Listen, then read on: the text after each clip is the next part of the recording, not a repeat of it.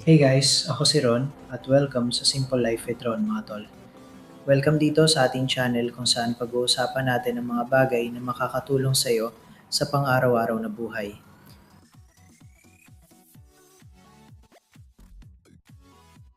Simple lang ang goal natin dito. Gaming, play to earn, tech at mga practical na paraan para matuto at kumita online. Walang komplikasyon.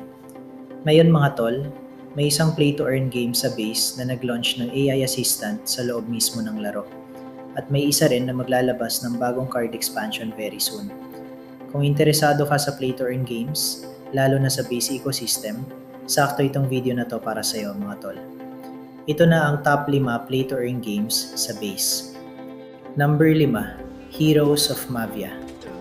Ang Heroes of Mavia ay isang free-to-play mobile MMO strategy game sa Ethereum at Base, available sa iOS at Android.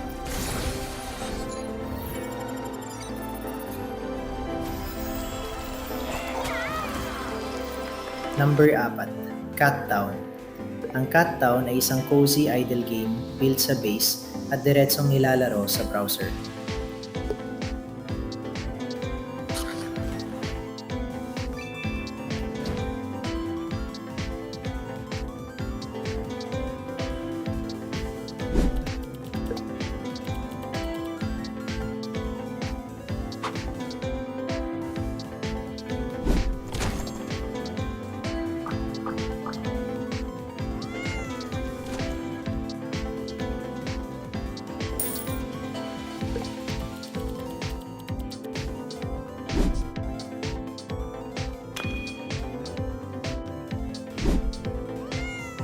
Number 3, Parallel.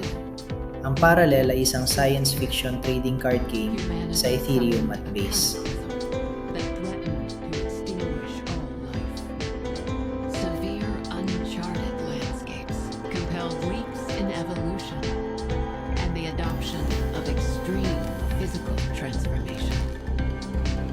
A time of peace would prevail for the Forsaken and for the favored. Number 2, Compet. Ang Compet ay isang free-to-play cross-platform multiplayer action game built on Unreal Engine 5.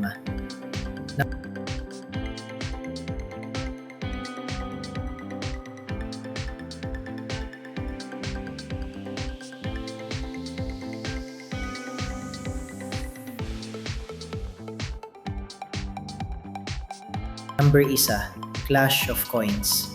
Ang Clash of Coins ay isang real-time PvP MMORPG built natively sa base. At ayan na mga tol, yan ang listahan natin para ngayon. Subscribe ka lang dito sa Simple Life with Ron.